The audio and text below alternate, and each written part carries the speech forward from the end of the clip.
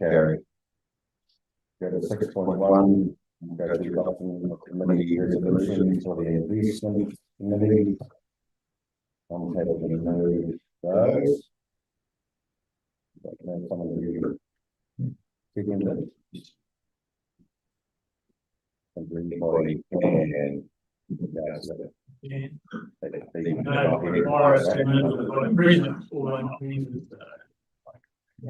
Yeah.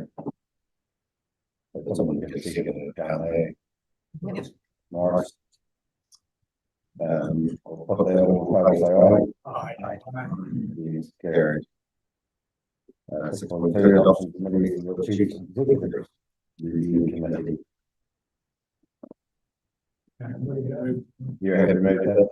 So, Morris, taking that. Discussion, put that all in favor, say aye. Aye. Yes, carried. 6.3 adoption committee resolutions and integrated attachment committee. Yeah, I have a couple of things. Okay.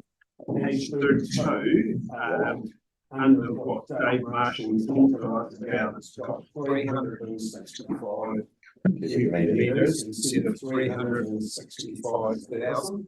Okay. So a slight difference. Yeah. And there was also quite a chat around that particular area because it talks about approximately half a metre deep or refilling, but the concern was around the 1 kilometre long, 5 metre deep continued structure really. So maybe a little bit more explanation because at the moment it doesn't reflect the concern. So we have okay. So sometimes on page 30. Yeah. I'll just be happy to. If you want to add any of that. Gallery view. If we can. Yeah. Yes. Probably reflect the scale of the situation and it was commented on the size of it. Yeah. The whole, but it doesn't really. It was the proposed kilometre long, 5 metre deep. Anyone Was know the issue. yeah. We're happy to maybe look at that instead. Give it to that. Otherwise, do you want to move that? David? Yeah, I'll move that. Yeah. Well, just to put a clarification for the secretary, Yeah. what specifically should be added? Should we say that it's I going think it to was be length. Was it? kilometres long, 5 metres deep? Yeah. How wide? That was the concern. But how wide is it going to be? I don't think the width was mentioned, the setback was mentioned, but it'll all be in the live stream anyway. I don't want you to. It was the depth. It was 5 meters and 1 kilometre long as well. The concern Was the description at the time, and obviously parallels in the flood that bank. we could check in case there's any other dimensions in regards to that. Thank you. I'm So- happy to move it. Okay, second that. Exactly. There's no further. Is that the only thing you wanted, David? You said a couple of things, but that was all. Okay, I'll put that. All in favour, say aye. Aye. Against, carried. So I can go 6.4. Options of committee resolutions, investments committee on the 27th of May. I'll probably move that. I'll move those. Yeah, I'm Taking those. just getting up to speed. Yep, that's good. Keep you moving. I'll put that, all in favour, say aye. Aye. Against, carried. We'll go to the financing committee, 6.5, adoption of committee resolution, finance and performance committee. Yes, Yes, I can move that, Mr. Chairman. Not comment on anything there, or all good? No, it's All good. Okay, second it. Second it. Second it. Discussion, I'll put that, all in favour, say aye. Aye. Against, carried. Move on to strategy and policy committee, 3rd of June, 6.6. Lyndall, would you like to? Yeah, thanks, Chair. I just want to highlight that 3 policies were updated the asset management policy, the leased land policy, and the procurement policy. Otherwise, happy to move. Okay. Does someone second that? Maybe Phil, second that. second that, no further discussion. I'll put that, all in favour, say aye. Aye. Against, carried. I don't know of any national extraordinary or business. Are there any questions? That's good. Move on to 9, the chair report. This is reasonably busy, I'll tell you what, quite busy at the moment. That's lots going on, obviously local government reform, major trying to sort all this out with we're dealing with the Head Start process, so there's I'm certainly having discussions with mayors and lots of phone calls and things like that, so everybody trying to grasp where they're at, what they can do and what does it mean, so I haven't got really much more clarity than that because everybody's asking the same questions. So, but we'll work, we're trying to work well around within our Southland community and trying to sort out what it looks like for us. So, I will note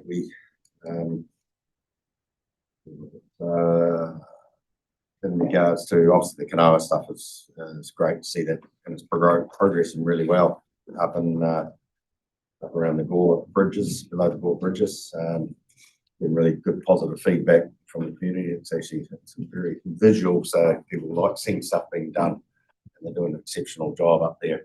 Might be get a wee bit of feedback on a wee bit of coloration on the roads, the bridge, and that. But I think it'll be a short-term inconvenience for long-term improvements. But we see there's an undercurrent of work getting done. well, that's the thing. It shouldn't be too much of a bit of mud on the roads around Gore in the farming community. Glass half full. Yeah. But it's really good. They're really getting on with it. So and it's major.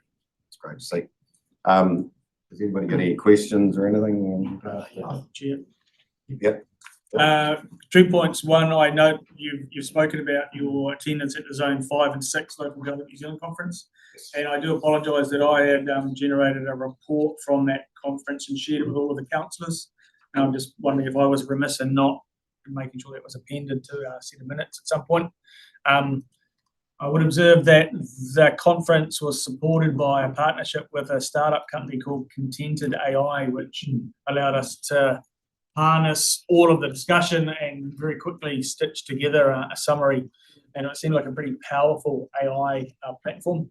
And maybe it's something we want to think about in the future as to whether that would support engagements such as this or public meetings, etc., to allow people to analyse and make sense of and with ease harness the insights that come from those engagements. So, but I can certainly follow up with a copy of that report if that's helpful. If anyone else wants to look at it, but all the councillors have seen it.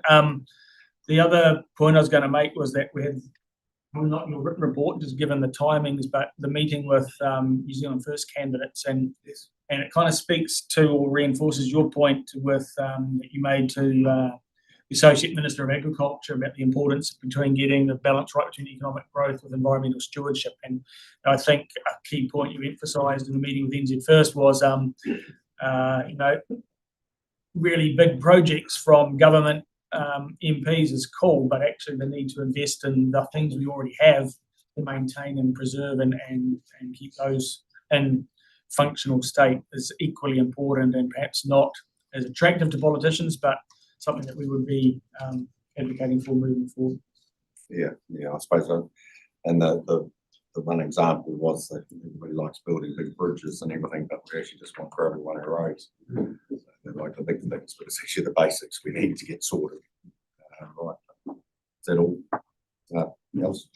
Yeah, I got accosted yesterday, basically saying the work that we were doing at the Gore Bridge was useless, waste of time, and that we should be down cleaning out the gravel just right down at Matara to protect the Matara.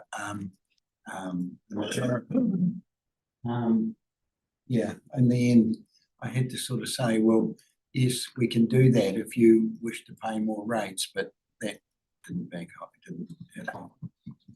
I'm happy to take any phone calls in regards to working through with any local opinions around what we're doing and things like that. So feel free to pass my phone number on anyway. But no, it's always Wouldn't do that to you. I know. No, I'd have to say I had an opinion before even the digger started on what should be done at the time. So it's just life. I think there is positive, really good positive feedback from it. I'm very happy with what's going on. Morris, Well, I'll get to comment on that. It's a classic example of a rate park asking a councillor a question very clearly, is misinformed, because we have a huge amount of information showing, and it's been scientific models, been showing that this is going to solve a particular problem at that point in time. And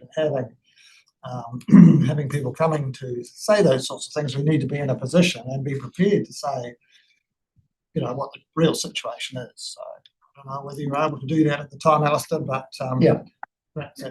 that's something for all of us. I did go right through what we were doing and why we were doing it, but he kept coming, so I had to go to finance.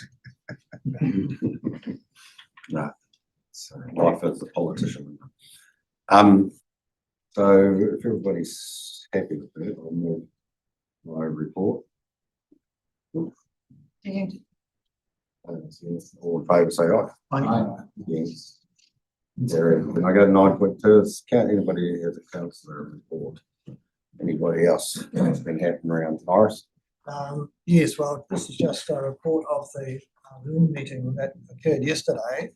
I did send an email to everybody, so hopefully you have a chance to have a bit of a look at that. But, I know that Phil and excuse me, Roger were there as well, and maybe others were too, but I didn't see your name there. But the strongest thing there from that was Simon Upton saying that there was it was very strong on the need to retain catchments as a whole in the local government reform, and splitting them would make management much more difficult, frustrating the government's desire for simplification of local government. He also promoted a central environmental protection agency or a government funded bit like one of the government departments we had in the past. Ministry of Works was an example I think he gave, having a central role in enabling all the regional councils' functions to do things consistently, particularly in the field of monitoring and data collection and distribution back to the community. I know that's something he's been promoting for some time. I don't know how far it's got, but it is certainly something that we should support, in my view. So anyway, it's there for you to read, so hopefully you've had a look at it. The other person who was a speaker was Andreas Hauser, who was the lead author of the report commissioned by the local government organisation on the amalgamation issue, and he supported Simon Upton largely. So I think that if we were to take any guidance from that, it would certainly support the idea of a one unitary for certain, which seems to make sense in a lot of areas. Thank you. I just want to respond to that and say, firstly, thank you for your report for those who weren't able to get there. And I guess it raises for me the question about how we actually respond to that information, because my major concern at the moment is that the government doesn't really comprehend the complexities of what regional councils do. And I haven't got any confidence that they're likely to be captured in the unitary council. So it's whether we put our energy into saying, well, this won't work, or here's how it can work better, and ensuring that the issues which we deal with are incorporated in their plan going forward. But when they come out and say the mayors can form a board in their spare time to do that work, demonstrates to me they have no understanding of the complexities and the requirements and even the statutory regulations that we're operating under. So it's how do we respond? It's my question. Thank you, Morris. Jeremy's finding those things as well. Yeah, I think it had Alistair, was Yep. it? We had a David, meeting, Roger. up at Waikaya, made basically with some farmers and the mayor of Waikaya, really looking at the gravel that's in the rivers up there. Environment South and staff, Joe and Seth were with us to have a look at what was going on and showing where the river was getting pushed because of the build-up of gravel. The solution was we need to get a consent combined, firstly on one of the rivers with the farmer and South Roads to try and tidy things up. And secondly, get a consent just right at the Waikaya Bridge to stop it going through and eating up the whole the road as it goes out. So quite a useful thing. Well reported back to management, Lucy, and I'm sure we've got something happening. Just one question. I didn't realise there was a fifth mayor. Is there a name to go with me? Dicko, you know him. Not unless you're from Waikaya. Yeah. No, all good. I think I had David and then. Yeah, thanks, Jeremy. We've spoken a wee bit today about the local government conference at Intend AI, and that was an interesting concept. I did take quite a lot of notes as well. I think it was a great networking opportunity to see how the councils talk about what they're doing, the key regional councils, but also it's interesting to hear the rate rises that are getting around. Christchurch just under 8, 4.2, for Eken 2.9, Otago Regional Council 0, all the way up to Waitaki, that's looking at between 19 and 27. And if they're not funding water depreciation, but if they did, it would be 45%. So not reading the room for the ratepayers. Yeah, horrendous, some of that stuff. And then you get all the way out to the Chatham Islands with the problems they had around Ford, and having to rebuild a whole new system over there. So you know, we have challenges, but not those sort of challenges. And just a lot of stuff that you learn by going there, like the local reporting that goes on. They are adding more reported that local democracy thing that you see in the paper. It's just a whole lot of stuff you learn. So I think it's well worth going to those functions. And also the Frightening Southland conference that was held at Escott was a very in-depth thing of what's happening with some really good state of the nation on incomes and the dependence, I guess, on a lot of that, but also a whole lot of tech coming at us. So it's well done. There's a whole lot of things you get involved in, but it's important to be in some of those things. Chair, well, I was just going to thank Phil and Morris respectively for their prompt reporting on those events that I've participated in as well, and add to Morris's comments that the PCE yesterday we stepped further than I guess identifying the risks of fragmenting catchment management to also identify New Zealand's rich history of integrated catchment management occurring, and caution that any changes to the boundaries would compromise that historic investment in looking at catchment scales. Yeah, if I can just make a comment just in regards, obviously, it's a wee bit about amalgamation, and it all comes back to these discussions. Make it very clear this is not going to be simple. It's going to be costly. Many of these things that will cost money, and but I think there's going to be information come out reasonably. Well, there will be more information, more for the community to make a better decisions around what they might. I suppose there's a lot of decisions being made on how people feel it should be like. The reality is these things cost money, and we need to protect what we have down south, and then certainly in the environment south, and we need to make sure the functions carry on to whatever structures are put in place. So hopefully in the near future, the community might get access to more understanding of how it all works. So, but anyway, and we're working hard to provide that too. So, right, I'll move on. That's good. No more reports. Everybody's happy there. I'll just go. Yeah, we'll move on to 10.1. Right. Thanks, Chair. I'll take the report as read. There's a few things I want to highlight. Our operating environment continues to be very dynamic. It's probably one of the understatements of it's incredible change going on. What with government Head Start and local government, full-time local government reform, local government commission, and we were also reforming RMA.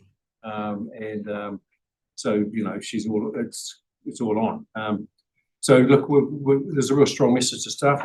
Our focus is on continuing to deliver our key metric. That's really the best thing we can be doing is getting on and getting the work done. So that's exactly what our key message is.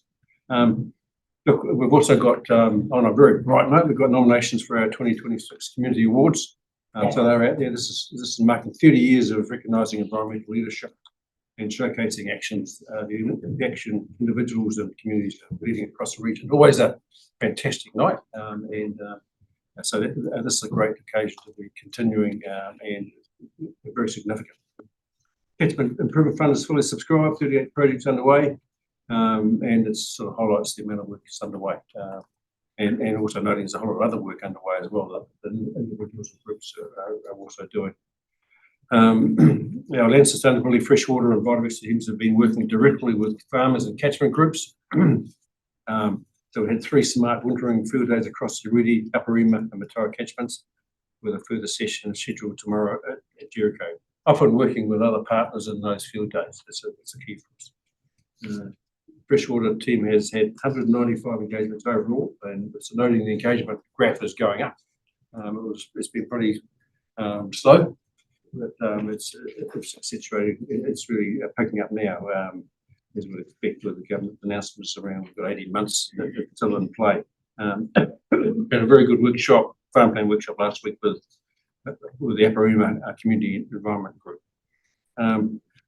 The work continues on natural hazard science in partnership with other councils in Mana Whenua and national science providers, including new snow monitoring, coastal flood modelling, and ongoing work around recently completed climate change impact assessments to better support decision making and community resilience. Several biosecurity programs have been wrapped up for the season, and having strong progress on wild and conifer control, marine pest management and fielding, and also regional preparedness for emerging risks like avian influenza. I'd be remiss to not just sort of talk about the wild and conifer increase in funding. So the team are working hard at that. There was a mid-dome meeting yesterday, which is very positive. We're yet to finalise exactly how much mid-dome is getting, but it's going to be in that around the 2.5, between 2 and 3 million. So it'll be significant. It'll enable a program to continue. And we need to get on top of that. So that's a real bright spot for the organisation and all involved. We continue to progress major river management flood resilience works. This is a part of the central government. We talk about this whenever we get the opportunity with central government. We can do this stuff. We're a great partner. It was great to host Mark Patterson and that work on the Mataura River at the Gore River Bridge. And great to hear from the chair that things are looking good there. This is critical for the organisation. We're putting real effort, real focus on it. So there's some photos in the report that highlight the Webster Block restoration. 8,635 native plants across 6.5 hectares planted in a day. A great effort and also the great start of a whole lot of planting that we need to do across the region. So really good. Could I just also like to acknowledge the signing of the Southern CDM group plan, but also on a sad note, the recent passing of Janelle Ledford from our emergency management team. We've talked about this before. It's been a big impact. She's had wide connections across our organisation, across emergency management, and across other organisations in the region. She'd be great to us. I talked with her and our colleagues, and the wider EMS network. So she's happy to take any questions. Yeah. Mark? Oh, yes, thank you, Rob. Yes, thank you for a very detailed report again. I note in particular that the Eastern Bush Possum Control Area has been successfully completed, and a very low RTC there of 0.8 is very good. I just wondered, in other areas of Southland, Catlins, for example, do we have specific programs here to achieve the same level of possums in over the whole region, not just in the Eastern Bush area? We've got a series of programs, but I'll get someone who knows the detail, Lucy or Dave, to come and talk about it. Thank you, Chair. So yes, as Rob said, we do have a number of possum control areas spread across the whole region, and the fact that there are targeted areas down that way as well. What I would suggest, and it came up at the last ICM committee meeting, is that we were going to host a workshop with yourselves to talk a bit more in detail about our pest animal processes. So as part of that, we can share the map of coverage that we have for the current PCAs, Okay. as well as what else you might like us to be thinking about as we move forward in the next WP. So when was that workshop likely to? We're hoping before the end of July, so we're Okay. just trying to fit in along with some of the LTP conversations, Right. because the message that I got from the ICM committee was that it's a key issue for EFA to be included in the next LTP. Thank you. I just hope we've got enough resources in the next annual plan to be able to, really do a good job on those possums and where a problem there. Thank you. There's also an opportunity to check out the next LTP to also Yeah. look at the rules for those things. They're a fantastic opportunity to engage with local communities, and it is so very much about farmers also pulling their weight. Yeah. So surely that'll be something that will continue and be checked out.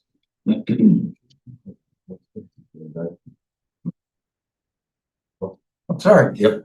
Two comments.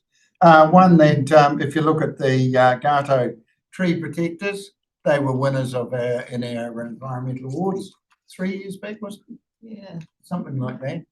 Yeah, and it's great to see the maxi out there being used, which is really good. Just my comment. Yeah, just page 64, you talk about the winter grazing field days.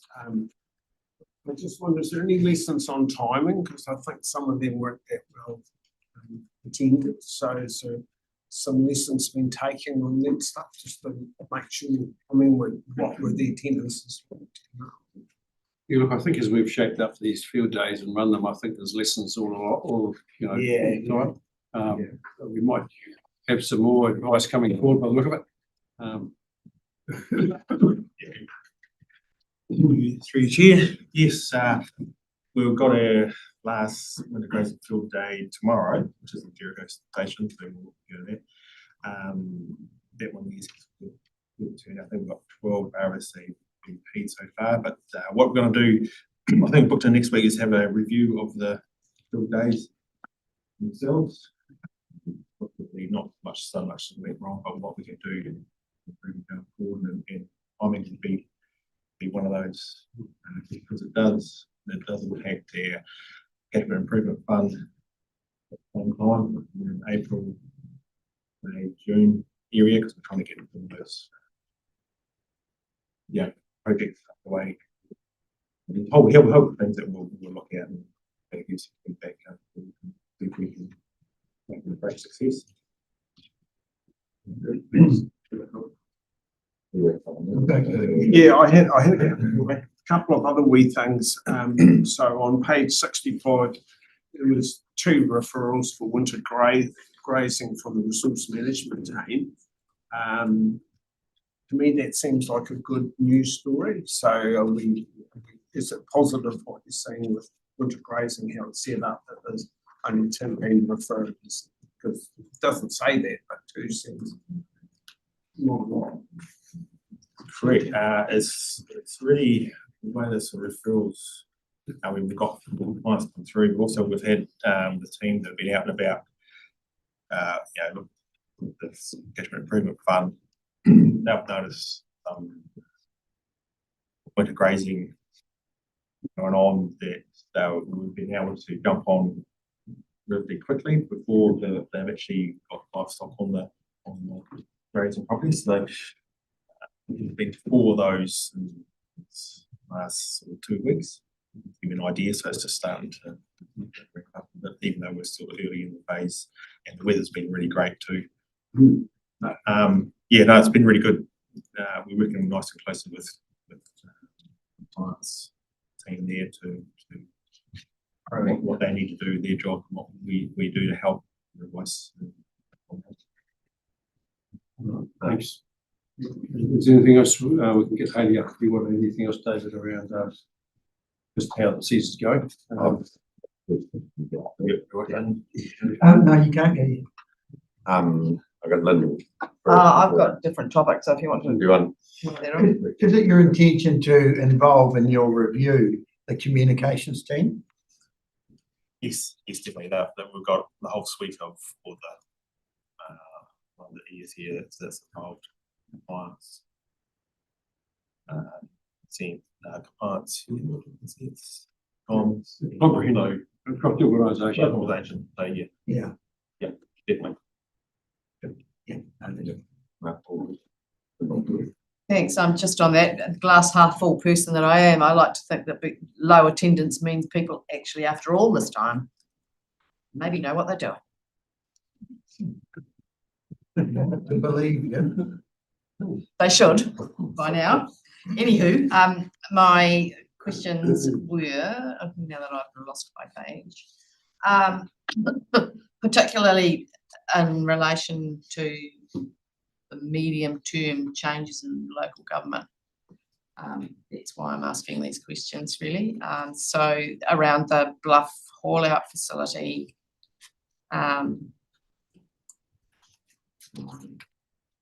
how we maybe trying to anticipate changes there and any timeframes of the work that's being done, i.e. reporting and options analysis with the bigger picture in mind, and also the cruise ship season noted on page 71. No doubt this was written prior, maybe about the same time. There were a couple of cruise ships floating about in the ocean with very sick people on them. Not to the extent that we've had recently, but still wondering if there's any impact expected on those, and also in the broader picture, how are we? When are we due to review the agreement in terms of changes in local government? Can we get that secured before there's any change in broader policy? Number of questions. Yeah, sorry. No, I'm not sorry. Actually, I'm not apologising. How's the cruise ships go? Yeah. So through you, Mr. Chair, good morning, everyone. The councillor's question, you talking about the hantavirus? Yeah. That's coming through. Yeah, I'm just wondering if that had any impact on perceived cruise abilities. No, not that I believe. However, we are closely communicating with New Zealand Cruise Association and also the Australasian body on a number of different topics, including the fuel crisis, which everything seems to be in hand at the moment. But I don't have an answer for that, for the hantavirus, but specifically, I think that was an isolated case, and I'm sure that Security New Zealand and the other central government agencies will certainly be looking at that and taking appropriate measures to ensure nothing comes across our border. And when is the agreement due to be revisited? So the last variation was around about 2020, so it has a 10-year life cycle. Right. So that will endure Yes. over any impending changes to structure. Of course, if both the council or the cruise industry decide that there's something that they would like amended, or then I would come to certainly consider any changes. Lucy, is it a 5-year review or is it a? Yeah, It's a 10-year review. 10 years. I thought it was shorter than that. It's valid to October 2030, or until a new regional coastal plan is enacted, so it will get tied up in the new regional combined plan. Chapter. Yeah. Yeah. 23. Thank you.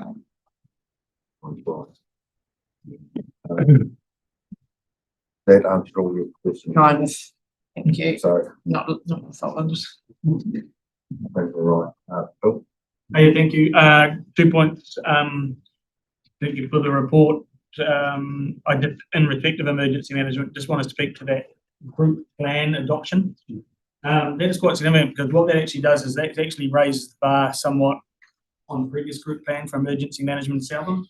And sort of flagged there's also an emergency management bill working its way through Parliament as well. So when you stack the outcome of that legislation on top of our group plan, what we're likely to see is a significant uplift in what is expected of emergency management in Southland. And that could potentially have flow-on effect for our shared services arrangement for emergency management, and that each of the contributing councils may be asked to contribute a little more to make sure we can deliver on those expectations given the uplift that legislation imposes upon us. I'm just flagging that as a conversation that we will get to have through our LTP considerations in the future. Just one that's going to be quite important, given that it seems the statistics across the country showing that climate change increasingly is going to be asking more of emergency management across the regions and districts of Southland. The good news is that we've also, and it wasn't mentioned, sorry, Chief Executive, in the report, that we've got a new emergency manager. Phil Mackay has joined us and started in the last week of May. So it's really good news to have him on board, and I just want to acknowledge that we are looking to increase our staffing to the full complement of 7 in the near future. So that will help because the team have been getting by on a shorter staff number of 5 or less for some time, and it's put pressure on the staff to maintain capability. So well done them. And that kind of links to the second point I was going to acknowledge is your opening comments, Rob, were that this is such a dynamic time. I just want to acknowledge the impact and anxiety and uncertainty that creates for staff in the organisation. And I know that at times as councillors, we certainly have things that gain our attention and focus, and as a result, we often ask questions. But I think it's important for us to remember that for the staff who are immersed in this on a 5-day work day, they don't get a respite from this, whereas councillors at times we get a chance to step away from it and do other things. So I just want to acknowledge that it is an incredibly dynamic and somewhat chaotic time, and acknowledge the continued support from staff through that period. Appreciate it. Thank you. I've got a couple of questions. One around the mid-dome funding, Rob. Does that now, the indication maybe with the money that's required, the new funding, will that obviously on over and above what they're already funding, does that give them mid-dome confidence? I think it gives them, from what I understand, gives them confidence that they can maintain what they've done. At the moment, that things are going backwards to some extent, and so this means they can get back on top of the program and continue. They've had a strategy, as you know, they've talked to you about.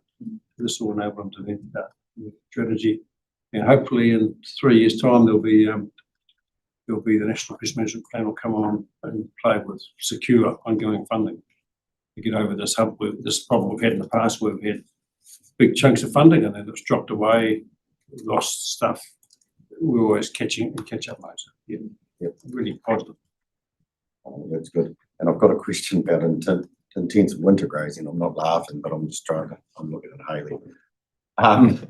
Just in regards to this, I, like every other farmer in the province, is working out what a critical source area is and what one isn't. And I'm kind of having a bit of fun with my children at home, a bit educating the team. The approach to have we changed any approach to the enforcement or compliance around, intensive winter grazing. That's what I was sort of looking at. Maybe last year, like, I mean, just, is there anything different or not? Or? Through you, Chair.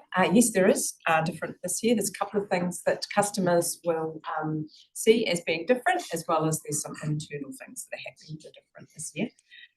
Specifically, and you'll have seen this in the regulatory newsletter that went out last week, when we get onto farm following an incidental referral, one of the questions we ask is around your farm plan and your wintering plan as part of that. And so we recognise that this is a transition period that we're in at the moment, noting the regulation change, which means that farmers have another 18 months to provide their farm plan. So we're very much taking a advice-only approach to that aspect of intensive winter grazing. And so we get back to HQ, we'll be preparing a letter and sending it out, offering the support and assistance of our freshwater farm team to support the farmer through that particular journey. So that's different.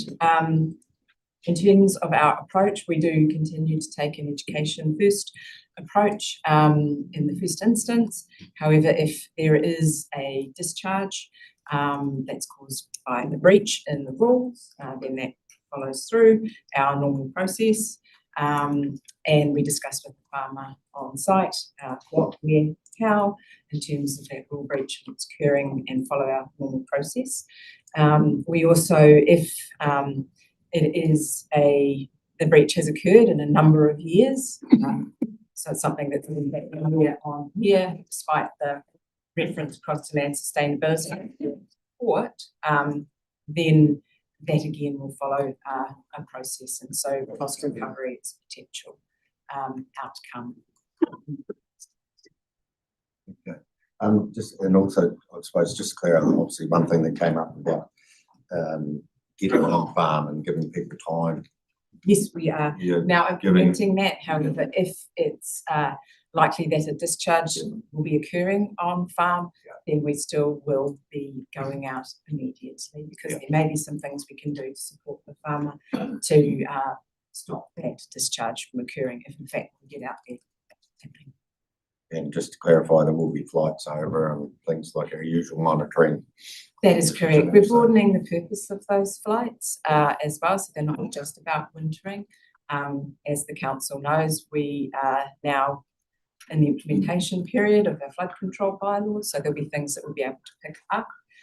We're also working with the science team on a number of other things that we can do with those flights. For example, helping to support better practice in the wintering space, the connection between poor wintering practice and nitrate contamination of groundwater.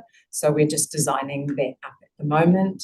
Our first flight of the season is scheduled for Tuesday next week, subject to weather. Yeah.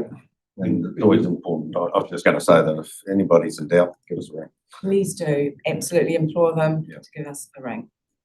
Just following up, we've also invited others to join those flights. Yes, through you, Chair, I have a meeting at 1 p.m. to discuss that. So I'm hoping to be able to present some good news in that space. Yeah, well, Feds did bring that up about the fees and charges. We've got room where we're offering that. So it's not us. Very, very reasonable.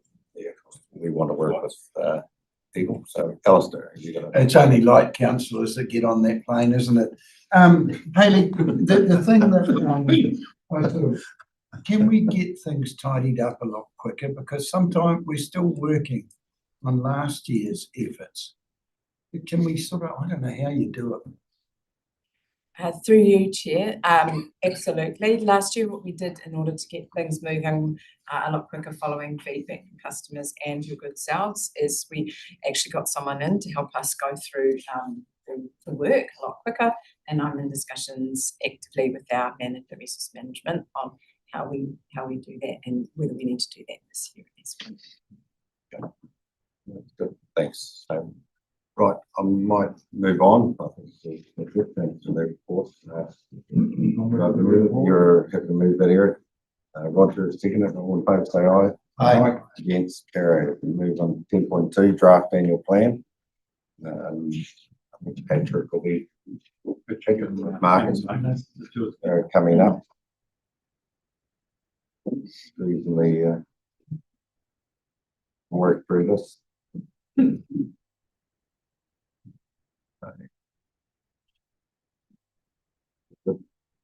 Thank you, Chairman. My report talks to the draft annual plan for the 26-27 financial year. So effectively, the long-term plan for 24 to 2034 indicated a rate increase of 12.6% at that time. However, some significant amount of work has been done to look at the long-term plan projections, and there was a desire from council to reduce the rates increase below the projected 12.6%. So a huge piece of work's been done with the executive and council and finance team to reduce the rates increase. Originally, it was projected to be 3.9%, and it was endorsed in draft form by council in the 28th of May Finance Performance Committee meeting. So effectively, what we're seeking to do through this paper is rescind that previous decision to land at 3.9% and adopt a new draft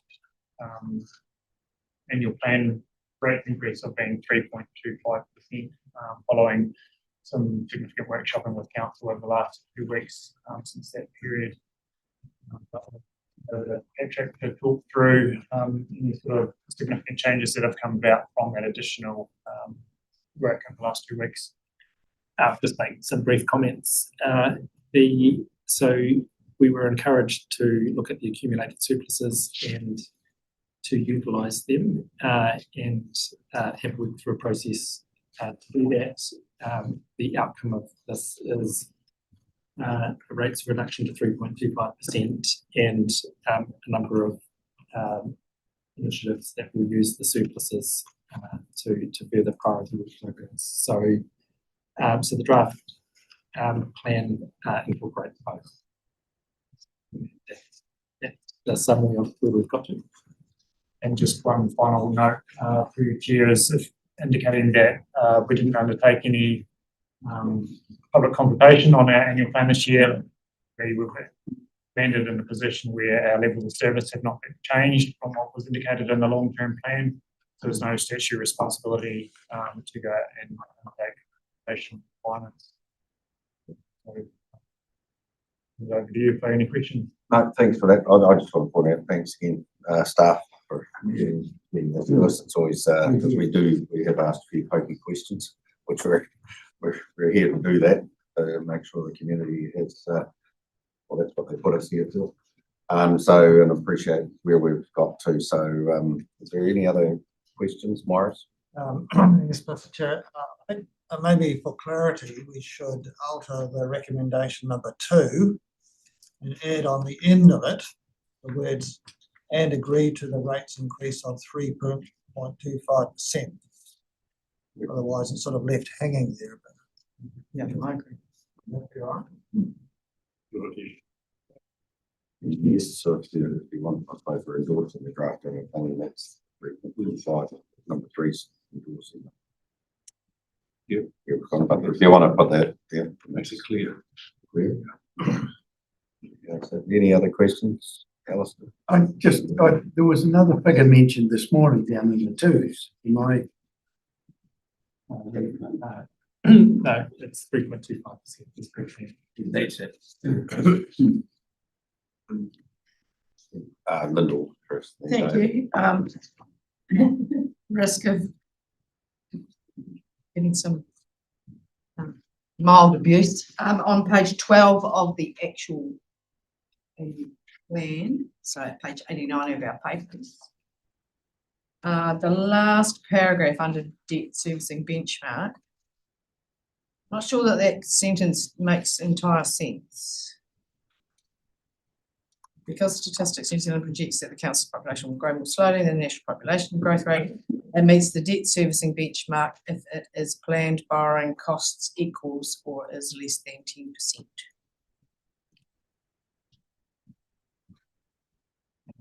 maybe it should be if it is planned borrowing. Cost. Maybe there's punctuation or maybe there's a wrong word in there. It just doesn't quite make sense. Okay, grammatically, it doesn't read. No. Should we take action to read that? Yeah, sorry to raise it here, but I didn't get to you earlier, so. Someone else worked that one out. So Chair, there might be another recommendation, approve it. Approve it with To, the minor. Minor corrections, to yeah, and CE. Yeah. Sorry. yeah, sorry. Oh, yeah, David first.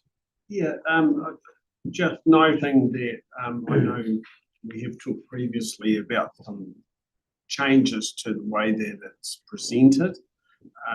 Particularly on page 90, the healthy environment is on the community's thriving region, and we've talked about it before, and about some of those big numbers on other expenditure, and that there's some notes that explain big numbers when they're tens of millions. And that's going to be incorporated, but isn't currently. I just wanted to make it clear. Is that right? Yeah, that is correct. So I might invite Jodie to come forward as well. She's doing some work on the and reflecting what Rob said. I think it would be useful to step you through it once those amendments have been done, but they're being worked on at the moment. Jodie, do you want to comment in? Still working on those. So in order to get the entire document done and updated as per the meeting moving through, and that was the first priority. And now that breakdown will be circulated again before final document. Just wanted to make sure it wasn't going to get lost on the way through. That's what it. So if I can suggest, so approve the annual plan subject to the grammatical correction pointed out by Lyndall, and subject to the completion of the visualisation and noting work, which will step councillor Rose through once done. Yeah. Incorporating that percentage increase. And the recommendation. Mark. I'm sorry, I didn't quite catch that, but it might be what you were talking about on page, page 13 of the annual report, part of our report. That's the pie chart. Is that what you're talking about then? Yeah. Just provide an explanation. Thank you. Okay. Have we got the recommendations? The recommendation. I'm sorted out then. Rescind the previous decision of council agreeing to the 3.9 rates increase for the 26-27 financial year and agree to the rates increase of 3.25%. Number 3, I'm a little uncertain. I've endorsed the draft annual plan for the financial year of 26-27, subject to corrections in grammar. So corrections in grammar on page 12, last paragraph. I'd say coding, no, we'll go through. Yeah, if there's Probably something that allows you to find any grammatical edit operations rather than be too specific there. And I think if you delegate to the chief executive, is that what we normally do? I had added a 4 through your chair, which was delegate staff to make minor changes as discussed. As necessary. Yep. As necessary. It covers everything. Yeah. So delegate chief executive. Clearer accountability. yeah. It's your fault that doesn't work. Someone. Right, can I move her for that? Phil and Morris is second with it. Further discussion. No, that's very good. And thanks again to the staff. Where we are. Always a bit of fun. We'll with that, all in favour say aye. Aye. Against, carried. 10.3, Steve Street Pump Station land purchase and execution of agreement. Coming up here. We'll be tidying up pieces down there. David, are you I gonna think, lead Mr. Chairman, very straightforward. I think, you know, it was coming. I did look at your delegations. I thought I could almost do it under your delegations, but it did get a little bit complicated, so I decided to bring the report here. $3,000 transaction, just asking you to give it to Rob to sign on your behalf. And it just crosses all the T's and dots the I's. And you've known that we've been going to buy that as part of that project for a long time. So. Okay, well, I think it's pretty straightforward. Everybody, you're happy to move that, Linda? Mark, do you have any questions? No, I do have a question about it, but get this through. Not about the, so, okay, no, it's all good. So I've got 4 recommendations here, so everybody's happy for those. I'll put that all in favour and say aye. Aye. Against, carried. There you go. Not going to be ticked off, but yes. That's great. Move on to the LGNZ annual general meeting. To appoint the delegates.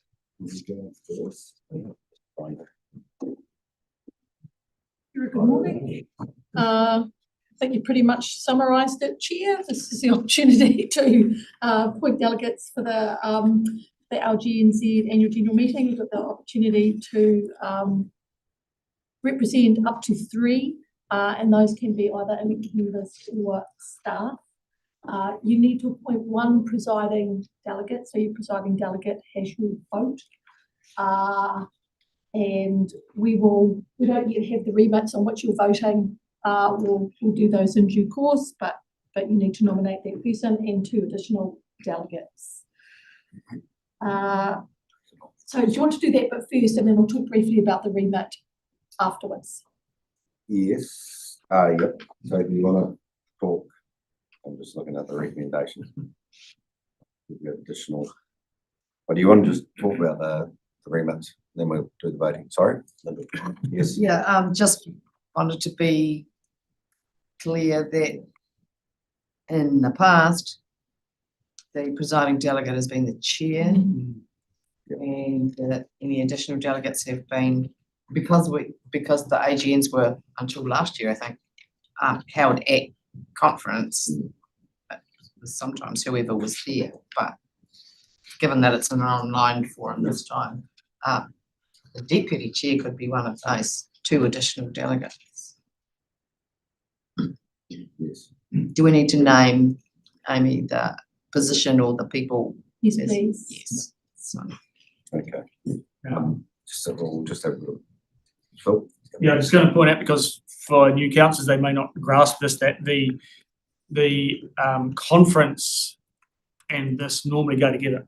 The conference has been deferred and is now in October in Rotorua, so we're defaulting to persisting with the AGM but online. So it's a far less glamorous opportunity. But normally the chair would be the person delegated to speak, because normally the chair is there, and if not able to attend the conference, he would normally delegate it to those who could attend the conference. But in this case, it's an online Zoom meeting, so there's probably a little bit of an expectation that it would be the chair as the, if he's available to attend that day. But happy to support. Take it on hand. So far ahead, but I'll be there. That's if everybody wants me there. And I'll probably indicate that Phil as deputy would be there too, if that makes sense. Yeah. I was just going to say, there is the opportunity for other councillors to attend as observers, and particularly because it is online, you may all, wish to participate in the AGM, but you don't have any voting rights. You're just there as observers. Anyone else who would like to be? Well, we need 1 more additional delegate.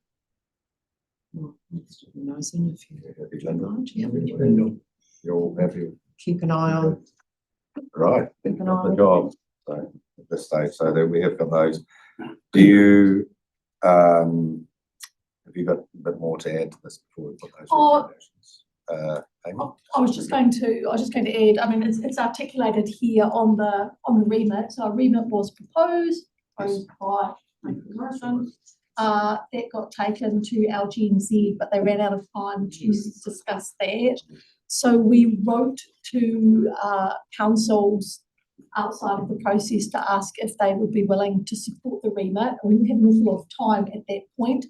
We got feedback from, Deborah, can you remind me, was it three councils saying they were willing to support it, but we needed 5. So unfortunately, we've not been able to release that. Central Otago to need and. Yeah. I was just going to add, Yeah. Lyndall, sorry, I was just going to add, I had to ask questions, did I miss something, as in I should have been doing something, and the guys obviously got a lot on. But we, staff said, no, we did write to them, we did, and. You engage with the other councillors. You did present a week at. Yeah, at the conference, there was very limited time, so we didn't really have time to discuss it, we just had time to, here it is, here's a 1-minute pitch, this is what it is. But that was the extent of the time available to talk to it, so. Yeah, I'll put my hand, I did talk to some mayors, but maybe I should have been doing some more, but that much going on at the moment. Yeah, just on that, I was a bit disappointed that the zone meeting didn't have a bit of space and time for those things to be raised. So perhaps if anything, that would be feedback to the zone organisers, that actually that stuff's really important. And I'm personally really disappointed that we didn't get an opportunity to argue our case for that remit, because I think it was really important. It was somewhat minimised. So some feedback to the organisers to allow. The program was great and it was full, but I think they do need to allow a little bit of time for such important conversations. I was just going to add, I understand that with so much occurring in the local government space right now, it may not have been considered actually a priority, but I would also suggest it may be one that we want to revisit in 12 months' time, when the dust has settled a little and potentially the outcome of the general election result is known. There might be a government in place that's more willing to consider that, along with local government entities more willing to support. And through you, Chair, I suggest that you've got ample time between now and then to actually start socialising that with your colleagues as and when you get opportunities. So we don't need to action that or anything. No. Make note, we'll deal with it in due course. Somebody can. No, that's fine. Does anybody else, anything in regards to this item? So I'll put obviously we have received the report. We appoint presiding delegate and 2 additional delegates, myself, presiding, and Phil and Lyndall additional delegates. For one of the additional delegates has the authority to vote on the council's behalf. I can be able to attend. So if we have the year, can someone move that? Move that. Linda had her hand up there. Oh, maybe I shouldn't. I was just actually thinking about that. No, I'll take care of it. I'll take care of it. All in favour, say aye. Against, carried. We'll move on to Thriving Southland funding. Funding for long-term and annual plan. Rachel? Thank you, Chair. So this item is seeking approval to allocate up to 340,000 of the unspent funds from this year to support Thriving Southland's delivery of catchment and wetland projects. So you might recall this is building on existing investment. So previously the council supported the work through the long-term plan and last year's annual plan. So I guess the value is really leveraging that existing investment and using a trusted community-led model to accelerate environmental outcomes. Very much aligns with the work we have happening within our own organisation, so land sustainability area in particular. And you'll see that there's, as we've done with the previous funding, a suggestion that we enter into a funding agreement which includes provision to align delivery with those work programs and to avoid any duplication of funding.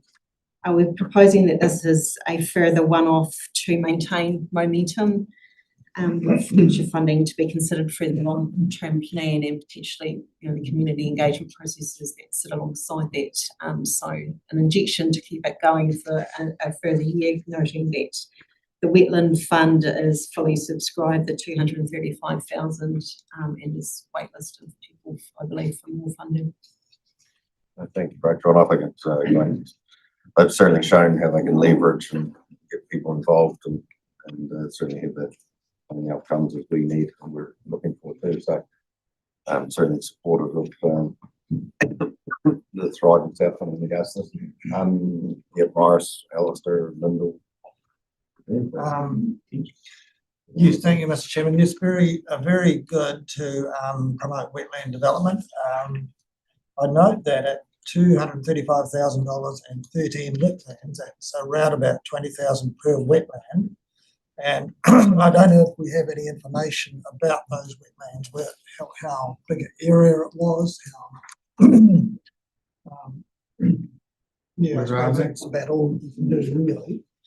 So do we have information about the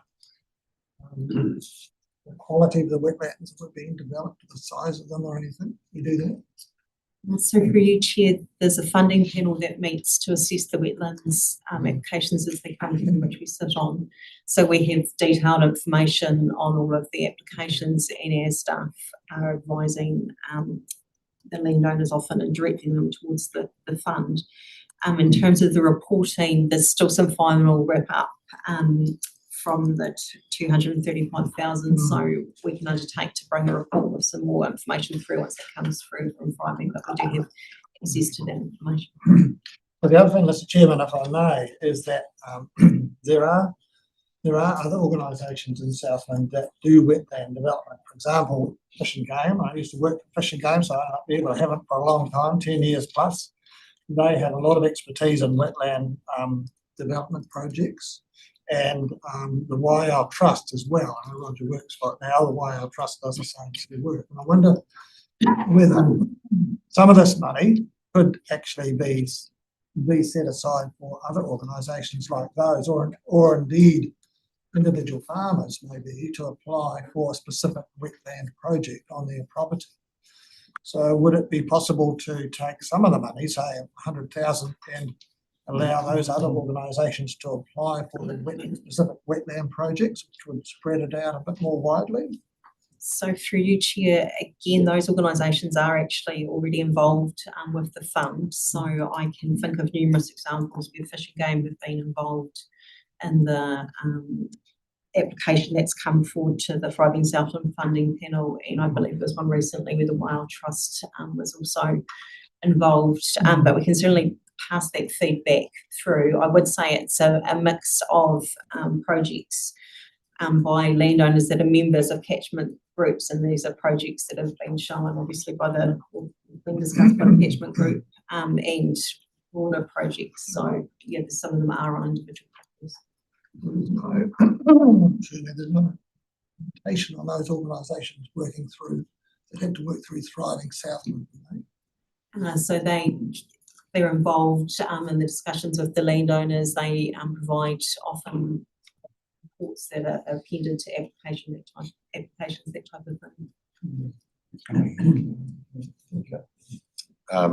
So when it says up, sorry, through you, Chair. When it says up to 340,000, that's when the applications get to there, they get cut off. If they don't get to there, then there's money left in our coffers. So for you, Chair, potentially we should change that actually. I think when we were putting this together, there was still discussion about what of the unspent funds might need to go elsewhere, but perhaps we could just take that up to a pre-allocation of 340,000 out of the resolution, if you're comfortable with that. They asked for two things, 135,000. Did we not entertain that, or do we not entertain that? So again, when we were looking at the allocation of the unspent funds, there were other things that were requiring funding. So what we've identified is a amount that we believe we can pass across to Thriving to undertake that work, and we've suggested that they allocate it across the two areas they were looking at their own discretion. Just in regards to that, sorry, so do we, in regards to this one, I suppose I'll just pull the thing up, is it we write a check out and give them 340,000, or they apply? So they've put a request through, so now if once we get the funding deed in place, they would then invoice us and we would put the money across for. Depends on the funding agreement, we can stagger it out, but probably in this case, we just put the amount across. Linda will fill and then David. Thank you. You've just raised another point in my brain. Last time we approved funding, we wanted to see a business case. I'm assuming that we think that the application they've made is their business case. You can look at it that way. The funding deed often breaks it down into, different milestones and things to be achieved, outputs through the process. So that supports basically what's coming through. So what I was actually going to say was, I'm more than happy to support continued funding,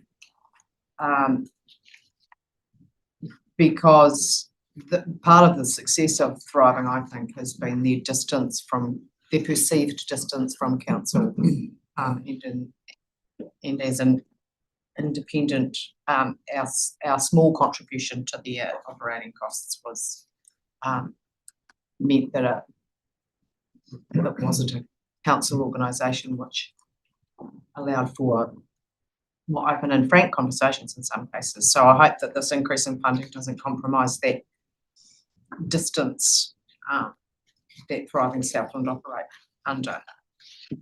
The other thing is that in the interests of not duplicating work and having a catchment-wide view of things, aligning it with the council programs is essential.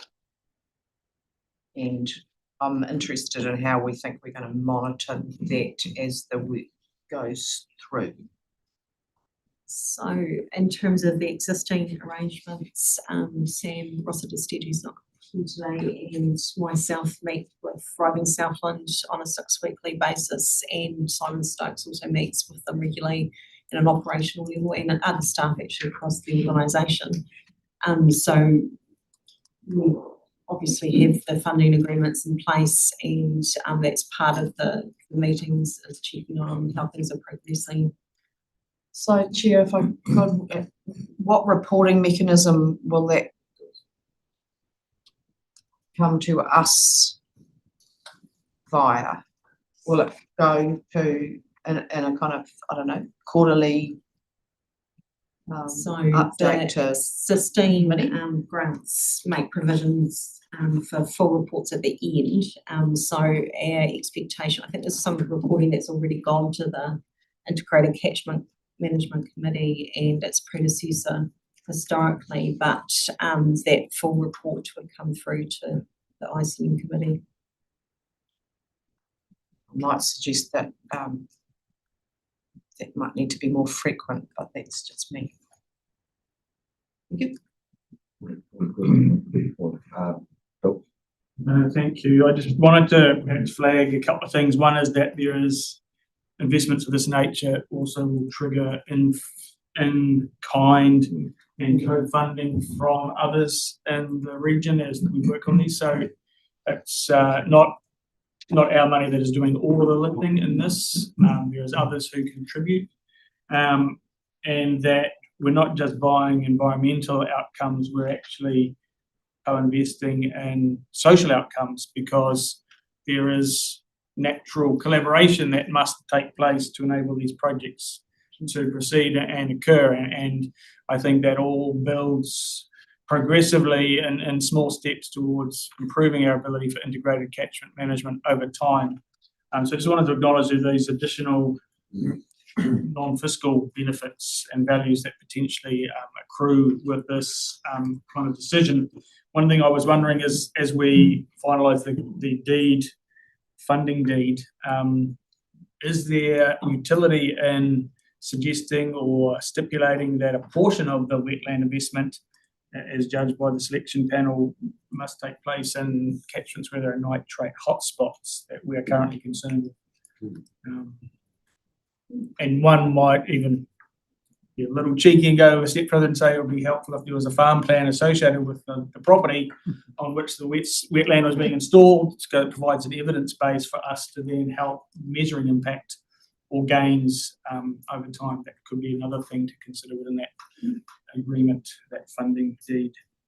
Something to consider. I'm just not sure if it's something we should impose across all of them, because I can see there would be places where you still want to engage with farming community, and there may not be a hotspot in that location, but there's maybe utility and attending to other environmental outcomes like betterment or things. There's through you, Chair, I think the scope was in the funding agreement to look at how we might do that. Wouldn't want to be completely, focused, but actually this would be some advantage in at least having it as one, it's not an option, but just consideration. Is specify at least one or two situations, and we'll see how that goes, but also see how the conversation goes. Right. Good points, David. Yeah, 2 points, I guess, following on from what Phil's saying, I would hate to think that we narrow it down to the point that if you don't meet the criteria, then you can't spend it. And so that it's worded in here as community catchment and wetland projects. So giving them a bit of scope to spend it on their priorities, because surely.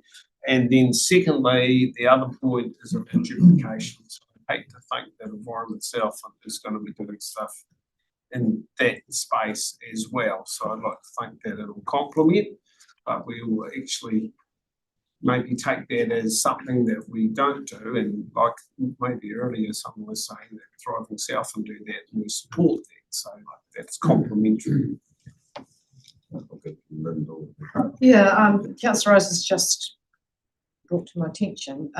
Recommendation 2 mentions the supporting the community catchment and wetland projects, but to Councillor Gibson's question before, the 340 that we are approving, so maybe,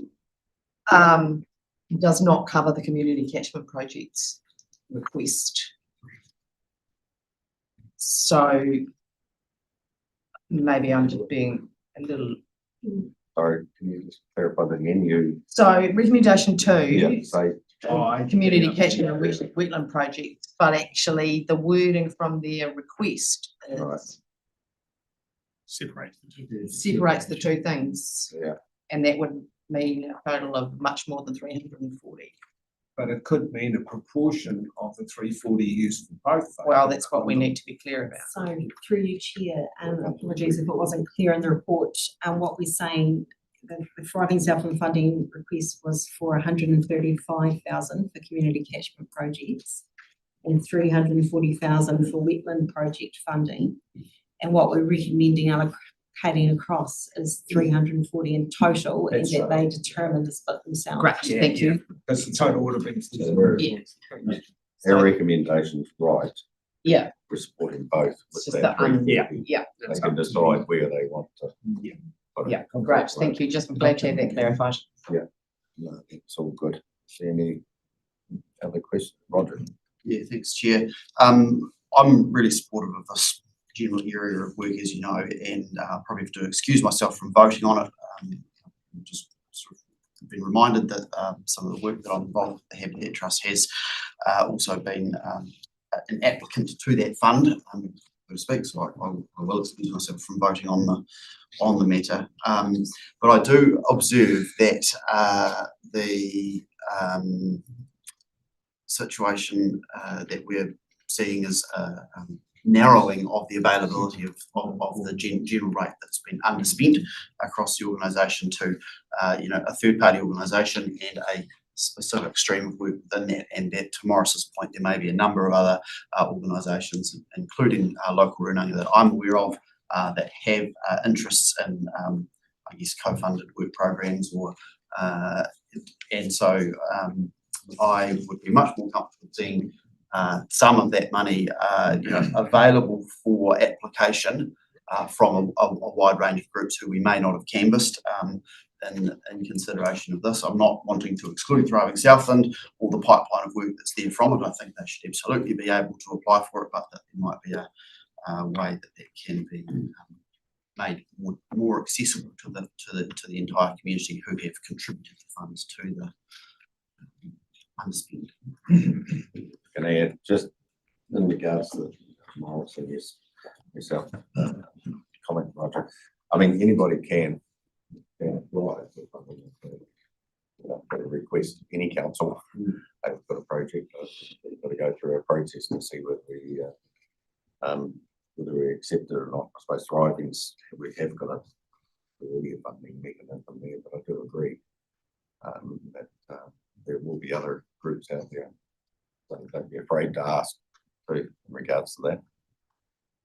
And they're also working with, obviously, Thriving does work with a huge amount of groups in regards to that too. So Just if I can, Chairman, just to that point, perhaps that's a conversation for the long-term plan and the size of our catchment improvement fund, because that fund might be where we could put extra funds for the other groups that you're discussing.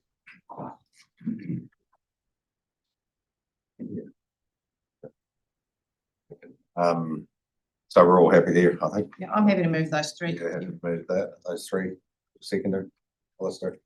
All in favour, say aye. Aye. Against, carried. Thank you. Thanks, Rachel. Move on, 10. No, yes, still that one. Yeah, 10.6. Oh, perennials, financial service. Yeah. Point, Patrick, or just going to, it should be pretty straightforward, hopefully, so. Who's doing the civic Civic. services piece? Is it you? Is that you, Patrick? I mean, it is your thing. We're happy to do it. Congratulations. Yeah. It's got your name on it. Yeah, it's got numbers on the page, so it must be yours. You're the numbers man. Okay. I think it's pretty straightforward, but yeah, we need to appoint the proxies and in regards to this, I think it's pretty self-explanatory, but. Do we have a suggestion for the proxy? We do have a suggestion that's granted to Craig Stevenson, the chair and independent director. Is that right, Robert? In the past, we've appointed the chair of the Civic Financial Services proxy on behalf of the council, and that's recommend Craig Stevenson, the chair and independent director. So unless we have anything that's anybody has any different ideas, probably just go straight to the recommendation. Unless there's any questions. No. We're all good? Yep. I'll move. Eric will move. Michael will second those two recommendations that we appoint Craig Stevenson. All good. All in favour, say aye. Aye. Against, carried. Easy Thank you, to Patrick. That was really good. these. Yeah, thanks for the input. If only they were all that easy. Really elucidated, but of concern. Well, Julie, no, sorry, item 10.7 has been withdrawn. We'll get that at the beginning of the meeting, but due to lack of information, but it will become, when it goes online, it will come back to us as soon as. Next meeting. Next meeting. 27th of July. It's not being taken away, it's just getting that sorted out pretty for the next meeting. So move on to 10.8, the councillors' meeting schedule. So this is a standing item of administration. We note leave of absences. So there's somebody on the front page. Are there any other leave of absences that anybody would like to make at this time?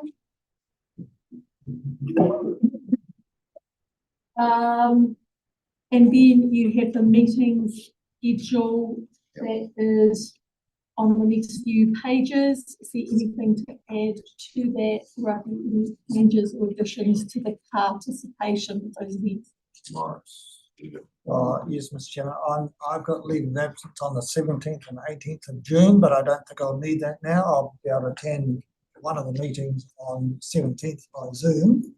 Yep. Because I'll be in Dunedin, but should be able to attend the other meetings on on the 18th. I think we've got a meeting in the afternoon. So you're asking for your leave of absence to be cancelled? Yes. Yeah, okay.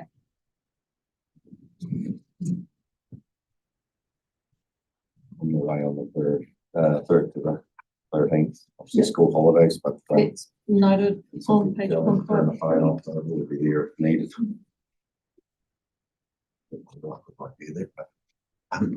Can you chair, to you chair, sorry. I was gonna say, did you want to appoint anybody else during that time? That's nice. Right hand man. I'm not gonna be away, so I'll be here. That's good. So you've accepted. Just when you it. thought you Nice to were see the already- communication flowing between the Yes. chair and I had noted his absence, it was in my calendar. It's absent all the time. Lyndall. Thanks, Chair. I mean this with the best of intentions. There's quite a list. It's probably the longest list of leave of absences I've seen in my nearly 4 terms now, 3.5 terms. So I just want us all to be cognizant of if we're away for some of those conversations, we need to catch up either on the recorded version or the minutes version so that we can still keep moving forward. As we have noted many times today, there are many things going on. So just a reminder to us all, I guess, that if we're away, the people who are present probably don't want to revisit it just because you were away. Look, I can also add, just in regards to, there are a lot of leave of absences from June. Has it been lined up to the meetings we have? I had no idea. I was actually. Can someone just check that we've got quorums for Yeah, the meetings? that was my next comment, is to is to make sure when you're requesting a leave of absence, or that you're working in with your colleagues to make sure that we do have quorums for committee attendance. It's the first thing. But the second thing is also just to encourage you to take leave of absences when you need them. The workload is full on at the moment, and everyone needs to be at their best, and it's okay to take a bit of time out if you need to, some time out to make sure you're, fighting fit. Just to flag, there is no compromised quorums over that period when you stack these up on. I was going to say there's 3, but between the 10th and 22, 3 people are here. I think they don't. Nobody's allowed to be sick. That's what I'm saying. So they're all got to be healthy or Zoom in. That's but it's just make sure we've got a plan right. We will go away and do that, and we'll speak to the respective committee chairs in relation to any issues, any any issues. All good. Yeah. Chairman, just check my first sense with it. That might be relevant in discussions later today, but I'm aware that some councils actually have a hiatus for a week or 2 in June to allow, or June or July holidays particularly, to allow councillors and staff to have family time or the school holidays or whatever. So that might be something that we want to consider in an ideal world. But given, as you say, there are so many things that we can't kind of leave on the back burner, balance it with that. It's a bit touchy-feely. I'll reinforce that. There is a legal discussion of load. I mean, all councillors are dealing with a lot of stuff. I don't think it would be any harm to say, look, there was breather for a week. Some of the stuff's not going to go away over the night, so whether we can actually look at that in the near future, just to say, I might be able to do that this afternoon. go and do something else for a week and then come back to refresh. We can do it. We can have a look. I mean, Yep. yeah, and that would possibly help. Cool. Well, I'm just going to say that historically we've got a quieter period during July, August, and the September period, which I think aligns with carving and lambing for the rural community. So that's a different kind of quality time with the family, the wider family. But yeah, that has historically seems to be the pattern for our workers, having a quiet period of July, August, and I guess that reflects that usually LTPs and annual plans have been worked on and approved, and people take a little breather or respite. But it may not always be possible in the current dynamic. No, that's all good. Well, yeah, we'll go and have a look and come up with some suggestions. I hope it follows in September this year, where the family really needed them. 20th of July. Just Not promising anything these days. Might find something else for you. Wait our call. Right, we've got 4 recommendations there. Can someone move those, please? Yeah. Pretty straightforward, I think. Lyndall, Alistair, all in favour, say aye. Aye. Carried. Right, common seal. Yeah, I knew. Yeah. Just, there are quite a few, so it's just. I've studied them all. Yep, that's good. Eric's put his eye over them all, so pretty straightforward. No documents, Eric moved. Taking it, Roger, all in favour, say aye. Aye. Yeah, carried. Don't know of any extraordinary or business. No. No, we haven't. That little result we move into we've got PE. To excluded to confirmation of public considered minutes for the ordinary meeting of council 29th of April, confirmation of the minutes for extraordinary meeting of council 7th of May, the adoption of committee resolutions for the investment committee on the 4th of May, the adoption of committee resolutions for the chief executive's review on the 7th of May, and adoption of committee resolutions for the integrated catchment management committee on the 27th of May. Adoption of committee resolutions for the investment committee also on the 27th of May, and the adoption of committee resolutions for the finance and performance committee on the 28th of May. And the reasons start on page 162. I'll move that. Give it Phil. All in favour, say aye. Aye. Against, carried.